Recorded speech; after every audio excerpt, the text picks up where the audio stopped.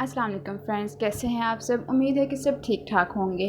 Friends, आज हम discuss करेंगे रिसर्च मेथोलॉजी का एक टॉपिक है डेवलपिंग एन आर्गुमेंट। तो टॉपिक स्टार्ट करने से पहले आपसे रिक्वेस्ट है कि अगर चैनल को सब्सक्राइब नहीं किया तो चैनल को सब्सक्राइब कर लीजिए, और अगर आपको मेरा लेक्चर हेल्पफुल लगे तो अपना फीडबैक ज़रूर दीजिएगा। ओके जी, स्टार्ट करते हैं। What is an argument. सबसे पहले हम देखते हैं कि आर्गुमेंट एक्चुअली होता क्या है। A scholarly essay is an exercise in developing and defending ideas.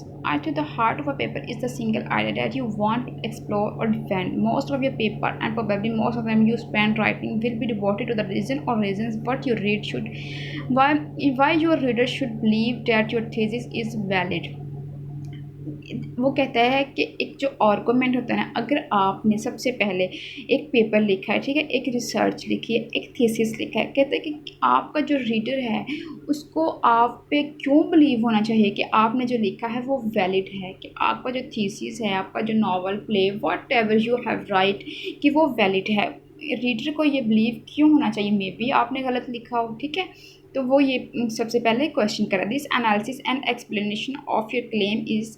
और जब आप उस चीज़ के बारे में एनालिसिस करते हो या अपनी अपनी थ्योरी को एक्सप्लेन करते हो, that is called argument. In fact the argument of your essay is an answer to the question what is a central idea और thesis of this paper valid और पॉसिबल। कहता है कि किसी भी क्वेश्चन का आंसर करना कि तुम्हारा जो आइडिया है या तुम्हारी थीसिस है वो वैलिड है, जब तुम उस चीज़ को आंसर कर देते हो तो वो जो है वो तुम्हारी आर्गुमेंट बन जाती है। To see your paper as defending a claim is only one way of thinking about developing an argument. A slightly different way of thinking about the process is in terms of question and answer. कहता है कि जो वे है ना thinking का about the process, वो है question and answer, ठीक है। डेवलपिंग एन आर्गुमेंट जो है ना वो जस्ट क्वेश्चन और आंसर्स में होती है, या आप जो है एक क्लेम कर देते हो, डिफेंडिंग क्लेम कर देते हो, ठीक है, वो जो ना वो आपकी एक आर्गुमेंट बन जाती है। You may choose to see your paper as answer to a question और अ सोल्यूशन। कहते हैं कि तुम अपने पेपर को जो ना वो आंसर कर सकते हो किसी क्वेश्चन को, या किसी जो पजल है ना उसको सोल्व आउट कर सकते हो। बिल्कुल ऐसे ही तुम्हारी जो थीसिस, तुम्हारा जो रिसर्च है ना वो इसी प्रोसेस से जो है ना वो गुजरता है जब तुम लिखते हो। कहता है कि फॉर एग्जांपल अगर आपने रसल बैंक्स और मार्क ट्वेन का नावल पढ़ा है, ठीक है, आपने इन दोनों को रीड किया, आपको इन दोनों बंदों के जो है ना थॉट्स हैं उनमें जो कॉमन चीज़ें हैं ना वो लग रही है। आप कहते हो कि इनके तो जो वर्क है ना इनमें जो थीम्स है ना वो बहुत ज़्यादा कॉमन है, ठीक है।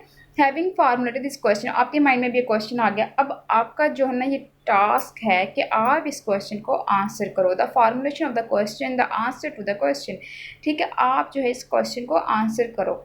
एंड द एक्सटेंडेड एनालिसिस और explanation of why the answer is satisfactory.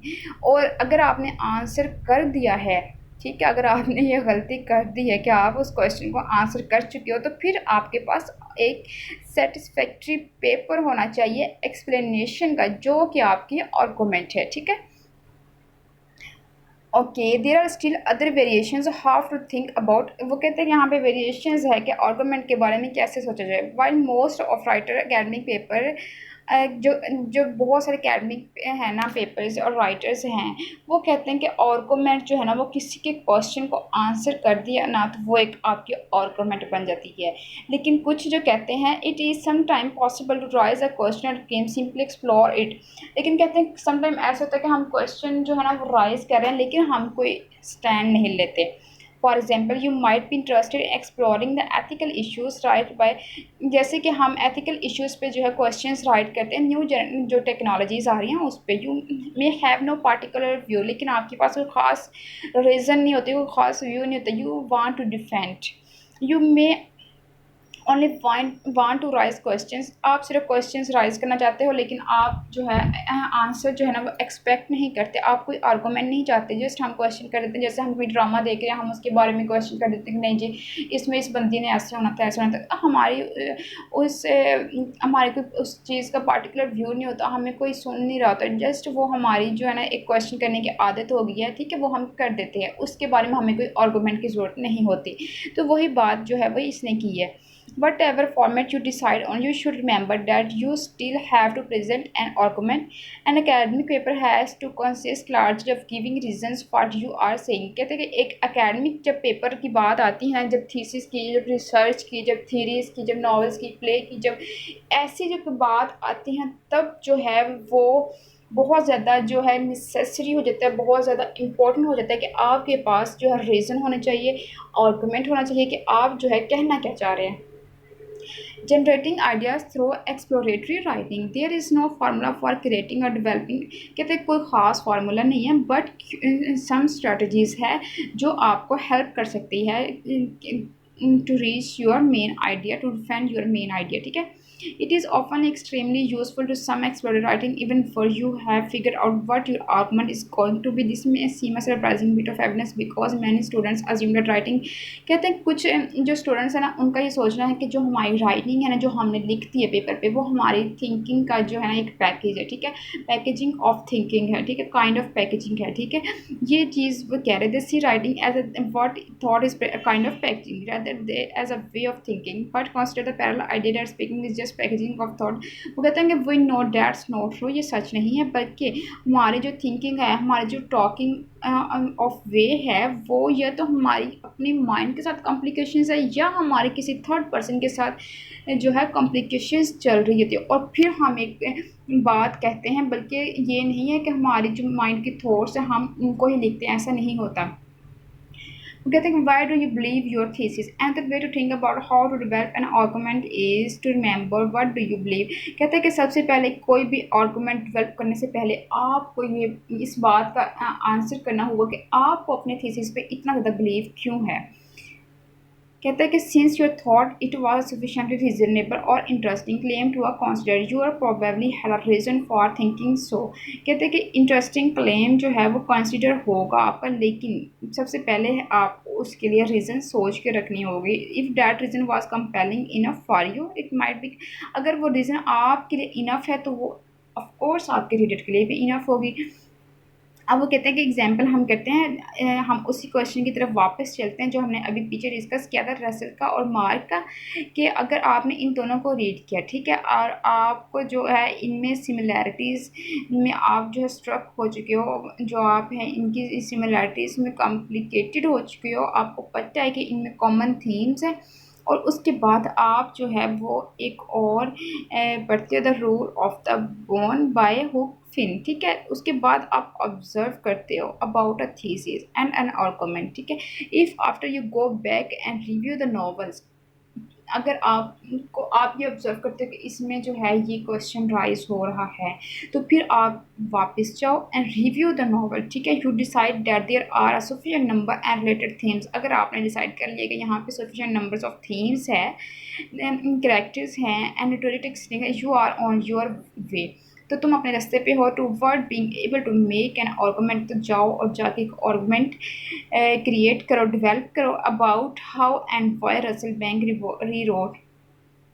कि जैसे कि जो रसल बैंक है उसने किस तरह से रीरोट किया फक फिन को फॉर लेट 20th सेंचुरी में. लेट 20th सेंचुरी में उसने कैसे किया. कहता है कि अगर तुम पे बिलीव है ना कि तो इसमें कोई सिमिलैरिटीज़ है, कॉमन थीम्स है या कुछ भी है, तो नॉवल को रीड करो और अपना आर्गुमेंट डेवलप करो. आपके पास रीज़न होने चाहिए.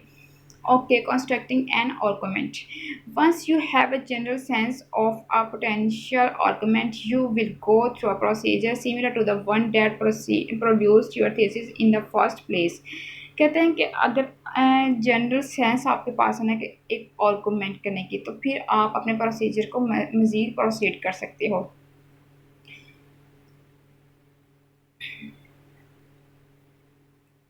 कहते हैं कि you should think about the various steps. आपको बहुत सारे स्टेप्स के बारे में पता होना चाहिए जो आपको डिफेंस कर सके एक आर्गुमेंट डेवलप करने में. Perhaps support for thesis is complex. ये कम्प्लेक्स हो सकती है and has to be developed in pages, या फिर पेजेस में डिवेल्प होती है. If you are unsure how to proceed. लेकिन अगर आपको पता ही नहीं कि कैसे करना है, तो फिर आप जो है एक आर्गुमेंट डेवलप करने में बुरी तरह से नाकाम हो जाओगे. If you are unsure how to think about the what you have read and work.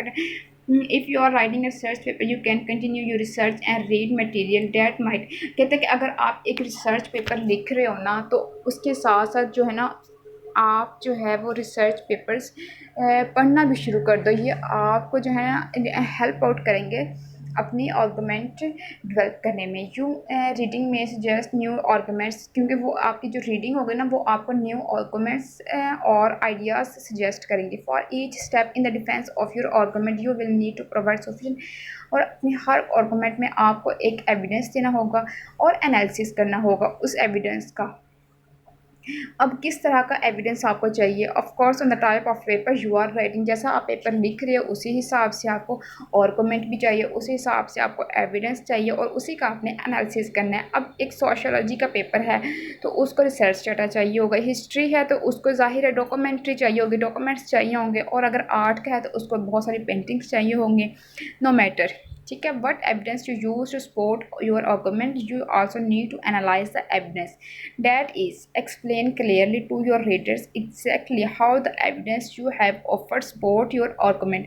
कहते हैं कि यही जो है ना वो आपके रीडर्स को जो ना क्लियर करेंगे और एक्सप्लेन करेंगे किस तरह का आर्गूमेंट जो है वो आपने एविडेंस के तौर पे यूज़ किया है। If you merely string together a series of assertions और facts expecting that your reader will be able to see the connection of your central point, ठीक है, अगर आप जो है ना एक्सपेक्ट कर रहे हो कि आपका जो रीडर है वो आपके सेंट्रल पॉइंट को जाके टच करे, उसके साथ कनेक्ट हो जाए, तो फिर आपकी ये रिस्पॉन्सिबिलिटी है कि आप जो आंसर है ना क्वेश्चंस के उनके लिए एक वैलिड थीसिस तैयार रखो। ठीक है, ये थी हमारी आज की स्टोरी, हमारा आज का टॉपिक था कि अगर आपने भाई एक बात कह दी है ना कि अगर आपने कह दिया ना कि कौवा जो है वो वाइट है, तो इसका ना आपके पास प्रूफ होना चाहिए कि कैसे वाइट है। ठीक है, अगर कौवा ब्लैक है ज़ाहिर है, लेकिन अगर आपने कह दिया ना कि वाइट है तो फिर आपके पास उसका जो है ना आर्गूमेंट होना चाहिए, अपनी बात का प्रूफ होना चाहिए, तो फिर आपकी बात को कोई भी निगलेक्ट नहीं कर सकेगा। ठीक है, तो ये थी हमारी आज की कहानी, हमारा आज का टॉपिक। ठीक है, उम्मीद है आपको समझ आई होगी। दुआओं में याद रखिएगा, अपना बहुत ज़्यादा ख्याल रखिएगा। अल्लाह हाफिज़।